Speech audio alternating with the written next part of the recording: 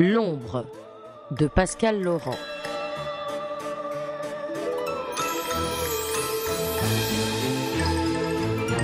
Épisode 8. Furie.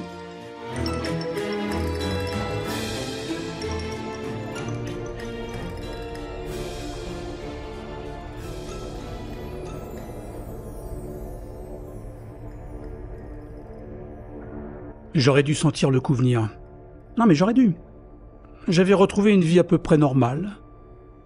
Bien entendu, je n'avais parlé à personne de ma sombre compagne. C'était un secret que j'essayais de garder, mais il devenait de plus en plus difficile pour moi de le faire. Ça manifestait maintenant à des moments incongrus. Et bien souvent gênants. Quand j'étais aux toilettes, par exemple.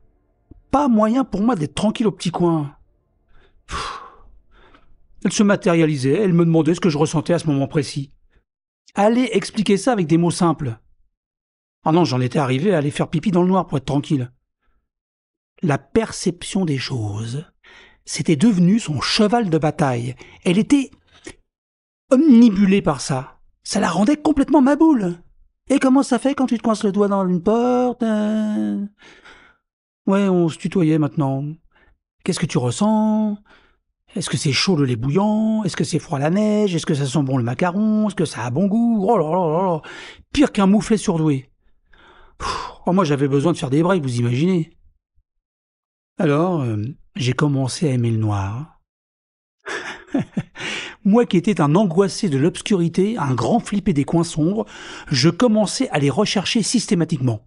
La nuit était devenue mon ami, mon allié. C'était le seul moment où je pouvais me retrouver avec moi-même.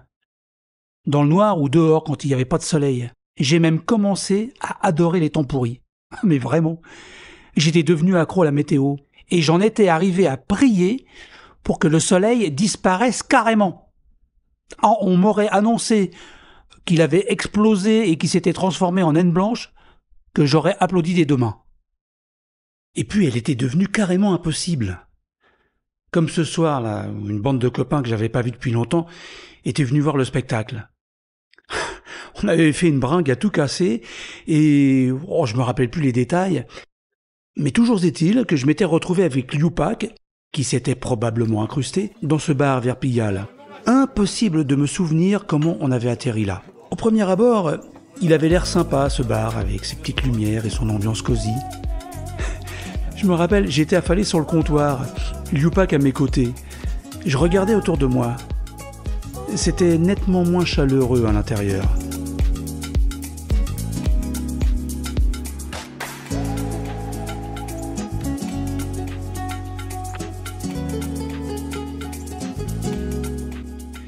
Des murs à l'aspect pisseux, le parquet qui collait sous les pieds, des traces de graisse sur le comptoir, bref, c'était pas vraiment la classe. Il était assez tard et il y avait peu de clientèle. Des hommes seuls pour la plupart. Mais pouvait-on vraiment qualifier de clientèle la dame d'un certain âge en tenue plus qu'évocatrice qui nous louchait dessus ? C'était un bar, ça ? D'accord, mais un bar à quoi ? Comme je ne trouvais pas de réponse satisfaisante, j'allais m'éclipser quand une main ferme et manucurée à la truelle se posa sur mon épaule. Je me retournai et j'eus un choc. Un énergumène de la taille de David Douillet avec une poitrine imposante me demandait du feu pour sa cigarette, qui, elle, tenait délicatement entre des doigts qui avaient dû manœuvrer un volant dans une autre vie. Mais n'étant pas fumeur, je ne pouvais pas accéder à la requête de l'hybride pomponné. Et lui me demanda alors de lui offrir un verre de champagne en battant des fossiles, et avant que j'aie pu répondre quoi que ce soit, Iel avait fait signe au patron du bar qui s'approchait d'un pas pesant. Un autre formidable travesti était en train d'entreprendre Liupak qui n'avait plus les yeux en face des trous. Je dévisageais le patron. L'adjectif patibulaire avait certainement dû être inventé pour lui. Le nez aplati et les pommettes saillantes semblaient indiquer un accident récent ou une pratique assidue de la boxe anglaise. Je préférais ne pas avoir de confirmation sur ce dernier point. Il s'arrêta devant moi, les mains sur les hanches. Alors, qu'est-ce qu'il va prendre, notre ami ? Il m'avait demandé ça comme s'il me proposait sa main dans la gueule. J'étais gêné. Son expression me disait clairement que j'avais intérêt à consommer sans rechigner.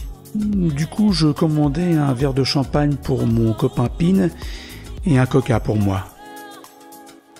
Je bus mon verre à la vitesse de l'éclair, pendant que David sirotait tranquillement son verre de champ. J'avais besoin de retrouver une contenance, d'autant que Miss Rambo commençait ses minauderies. Je donnai un grand coup de coude à Liupac pour lui faire comprendre qu'il valait mieux ne pas s'éterniser dans le coin. Vous cherchez quelque chose d'exotique? Non, juste la sortie. Le patron me regarda comme si j'avais pissé sur son paillasson. Ma voisin sourit, dévoilant une rangée de dents carnassières, et me demanda avec la voix de Stallone si je n'avais pas envie de faire des folies avec mon corps. Je crois que j'étais assez fou pour ce soir. Elle est où la sortie déjà? Tu cherches une fille, hein? Tiens, regarde autour de toi. T'as que l'embarras du choix. Je jetai un coup d'œil sur les filles en question, dont la plus féminine était sans conteste celle qui se tenait à mes côtés. Je pense que j'ai surtout l'embarras, là. Gros flop de ma part. Je ne comprends pas, les gens n'apprécient pas mon humour. Tu plais beaucoup à Sabrina, tu sais. Ma copine camionneuse mit un doigt dans sa bouche et passa sa langue tout autour.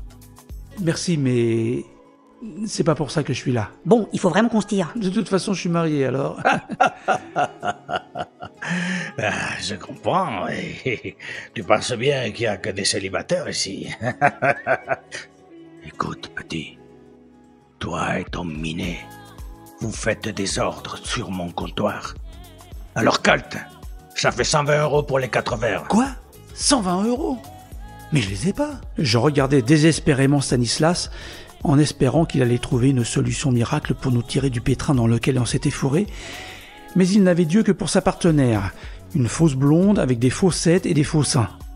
J'imaginais mon Stanislas en Phileas Fogg, accroché à l'imposante poitrine avec des envies de tour du monde en 80 jours. Alors on dirait que tu vas avoir des ennuis, petit gars.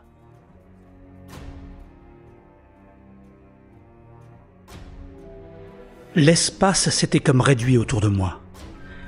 L'ombre ne pouvait pas en supporter plus. Elle glissa jusqu'en bas du pilier où elle se tenait retranchée, remonta le long du comptoir, d'où elle émergea, grandie, énorme, furieuse. Mu par une force étrange, je sentis mon bras s'envoler vers le patron du bar et mon poing se refermer durement sur le col de celui-ci, pendant que de l'autre bras, j'administrais une manchette au catcheur au moment où celle-ci dégainait un petit cran d'arrêt de son sac à main. D'un geste parfait, je décollais le patron du sol comme s'il n'était rien et je l'amenais à moi. Je plantai mes yeux dans les siens. L'espace d'un instant, je surpris mon reflet dans la glace en face de moi. C'était mon visage, mais avec quelque chose en plus. Quelque chose que je n'aurais jamais cru posséder, mais que je reconnaissais pourtant. Au fond de mes yeux, de la détermination, une volonté farouche de dominer. Mon visage se rapprocha de celui du tenancier. Même ma voix avait changé. Elle était sans concession. Je trouve ça un peu abusif comme tarif. Tu vois quelque chose à redire à ça ? À moins que tu ne tiennes ni à ta tête, ni à ton bar. Le patron avala sa salive d'un coup en même temps que ses illusions. Il me regarda d'un air incrédule avec un mélange de crainte et d'incompréhension. Rien qu'à son regard, je pouvais deviner le cheminement de sa pensée. Comment ce gringalet anémique avait pu se changer en cette brute au regard farouche et à la force colossale ? Il n'avait pourtant pas sorti de boîte d'épinards de sa poche. J'augmentais la pression sur son col. À bien y réfléchir, il tenait à sa tête et à son bar. Non, c'est effectivement un peu cher. Oui. Non, mais même pour vous, c'est cadeau. Merci. Je vois que vous êtes dans un bon jour. On peut peut-être annoncer une tournée générale ? Non ? C'est pas une bonne idée, ça ? Oui, tournée générale. C'est la maison qui offre.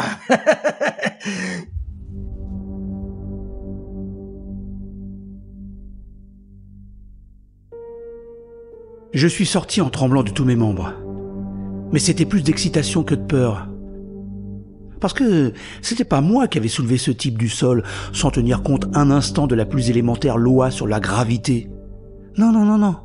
L'ombre s'était manifestée et avait pris le contrôle de mes mouvements. C'était grisant et en même temps un peu flippant, car je n'avais pas décidé de choper ce mec par le col. L'ombre avait agi sans mon consentement. Elle avait utilisé mon corps pour exprimer sa volonté. Et ça c'était pas bon du tout. Et mon autonomie là-dedans? Qu'est-ce qui allait encore lui passer par la tête à mon ombre? Si elle pouvait me manipuler comme ça, elle pouvait me faire faire ce qu'elle voulait. Ce soir-là, je décidai de mettre de la distance entre elle et moi. Après tout, ce n'était pas mon problème. Je pouvais très bien continuer à vivre comme ça. Et c'est exactement ce que j'avais l'intention de faire. Ça, c'était ce que je voulais faire, moi. Sauf que je ne savais pas du tout comment mettre en pratique ce que j'avais décidé. Elle avait trouvé le moyen de m'utiliser et elle n'allait certainement pas se priver de recommencer. Depuis qu'elle avait éprouvé un substitut d'existence à travers mon corps, ça l'avait motivée. Oh, certes, ce n'était pas vraiment une réelle sensation d'existence, plutôt une ressemblance. Et cela sembla lui suffire, pendant un petit moment. Mais je sentais bien que ça n'allait pas durer. Et puis un jour, elle s'enhardit et commença à me mettre dans des situations délicates. Comme la fois où elle me fit faire, malgré moi, une pantomime ridicule lors d'une soirée dans laquelle elle m'avait littéralement manipulé comme un pantin. Ou cette fois encore, où je ne sais pas par quelle sorcellerie j'avais décidé de faire un saut à l'élastique, un saut particulièrement spectaculaire du pont de Pont-Zenas, situé dans la vallée de l'Isère près de Grenoble. Il faisait chaud, il faisait beau, et puis un gros nuage éclipsa le soleil. L'ombre perdit son emprise sur moi au moment précis où elle s'élançait dans le vide. Faut-il encore le préciser, la perte de ses sensations coïncidait avec la reprise des miennes. C'est pour cette raison que pendant toute la chute, une putain de dédringolade de 103 mètres à près de 100 km/h, je hurlais comme un démon croyant que ma dernière heure était arrivée. Mon cœur était resté coincé dans ma gorge et ma tête s'était vidée d'un seul coup, me laissant dans un état d'incompréhension totale. Je ne ressentais qu'une seule chose, le vent dans mes cheveux, sur mon visage, dans mes yeux. Je savais que je tombais, mais je ne savais pas comment et pourquoi. Je voyais le sol se rapprocher à une vitesse vertigineuse et imaginais que j'allais m'écraser. Je fermais les yeux, pensant voir défiler ma vie entière en quelques secondes. Puis l'élastique se tendit, ralentit ma chute, et après un bref moment de flottement en bout de course, j'entamai mon premier rebond. Entre la montée et la redescente, il y eut un moment incroyable où j'eus l'impression de flotter. Les derniers rebonds étaient tellement doux qu'ils avaient fini par me désorienter, car je ne savais plus si je montais ou je descendais. Une voix me demanda d'attraper la corde entre mes jambes et on finit par me faire atterrir en douceur sur un grand tapis bleu. Je commençais à reprendre mes esprits et je maudissais intérieurement mon ombre, car je comprenais maintenant avec quelle facilité elle pouvait me manipuler. On me déséquipa de mon baudrier et de mes jambières et je finis par remonter sur le pont plusieurs minutes après, les jambes tremblantes. Un couple m'enlaça, me félicitant pour mon audace. Je n'avais aucune idée de qui il pouvait bien s'agir. Certainement des gens avec lesquels l'ombre avait sympathisé. L'homme m'étreignit et me tapa dans le dos comme si j'étais un vieux camarade d'armée pendant que sa femme m'embrassait sur les joues, les larmes aux yeux en me répétant « Tu l'as fait, tu l'as fait !» Mais je savais bien, moi, que je n'avais rien fait. C'était son œuvre. Sa volonté était telle qu'elle avait réussi à me faire participer à ce truc de dingue. Si je mets des guillemets... C'est de l'audio, hein. Les gens peuvent pas voir que t'as mis des guillemets. Oui, c'est pour ça que je le précise. Donc, si je mets des guillemets, ou si j'émets des réserves sur ma participation, c'est que je ne sais toujours pas dans quelle mesure cette décision de faire ce saut émanait de ma propre volonté ou de celle de l'ombre. Je suppose que c'est un mélange des deux, car, pour être totalement objectif, même si en temps normal je n'aurais pas participé à ce genre d'expérience extrême, quelque part au fond de moi, j'en avais toujours eu envie. Mais je n'avais jamais passé le cap. L'ombre, elle, n'avait pas hésité un seul instant. Et cela lui avait visiblement plu car elle se mit à multiplier les expériences. Elle me faisait faire des trucs extravagants auxquels je n'aurais jamais imaginé participer. De toute évidence, ça ne la dérangeait pas de me mettre dans des situations périlleuses. Elle prenait tous les risques avec son corps de substitution, qui, ne l'oublions pas, était le mien. Et si clairement elle se foutait royalement des répercussions possibles, ce n'était pas mon cas. Certes, toutes ces expériences m'enrichissaient, sans aucun doute. Et au-delà du danger et de la peur, je ressentais des choses merveilleuses et intenses que je n'aurais jamais cru pouvoir ressentir. Mais il était temps que je mette un frein à ces extravagances et que je reprenne le contrôle de la situation et de mon libre arbitre, qui depuis quelque temps en avait pris un sérieux coup dans l'aile. Oui, mais comment faire ? Comment faire pour l'empêcher de se manifester et de prendre possession de mon corps ? Jusqu'à présent, il faut le reconnaître, je n'avais pas été très efficace dans ce sens. Mais j'avais remarqué que sa présence était beaucoup plus forte lorsque je me rapprochais d'une source lumineuse. Plus la source était puissante, et plus sa volonté était forte. Et dans ces moments-là, je ne pouvais rien faire d'autre qu'accepter son autorité. Si elle puisait sa force dans la lumière, alors j'allais embrasser le néant. J'allais devenir un homme de l'ombre, un putain d'ermite, un fantôme, un être de la nuit. Vous venez d'écouter L'ombre de Pascal Laurent. Une fiction réalisée et mise en bouche par l'auteur. Un grand merci à Artlist qui nous permet d'avoir accès à sa bibliothèque d'œuvres musicales originales et d'effets sonores. Le générique Ghost Waltz est signé par Ziv Moran. Dans cet épisode, vous avez pu entendre dans les rôles de la présentatrice Cathy Trinta, Denis et sa petite voix intérieure, Pascal Laurent, le patron du bar, Diego Asensio. Retrouvez l'épisode 9 de L'ombre dès la semaine prochaine sur votre plateforme d'écoute préférée. Et bien entendu, si vous avez apprécié cette histoire, parlez-en autour de vous, à vos amis, à vos proches, à vos collègues.